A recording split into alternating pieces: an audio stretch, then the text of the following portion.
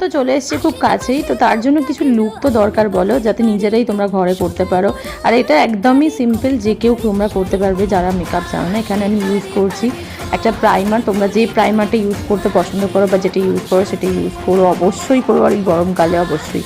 আর তারপরে আমি দিয়েছি কনসিলার, দুটো কনসিলারকে মিক্স করেছি, একটা আমার স্কিন টোন থেকে এক শেড ডার্ক আর একটা আমার স্কিন টোনে।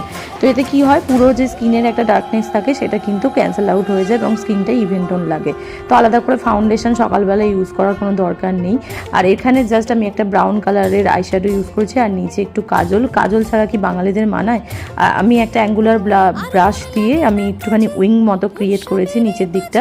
আর মাস্কারা দিয়েছি, আর সঙ্গে একটা নিউড লিপস্টিক, আর একটু ঝোলা কানের দুল অক্সিডাইসের। তো জানিও লুকটা কেমন হয়েছে। তোমরা অবশ্যই এরকম একটা লুক সকালবেলা দিকে কিন্তু ট্রাই করতেই পারো। ভীষণ সিম্পল আর একদম হাবি জাবি কিছু নয়। আর শাড়িটার লিঙ্ক চেও না, কারণ এটা আমি কাশ্মীর থেকে কিনেছি।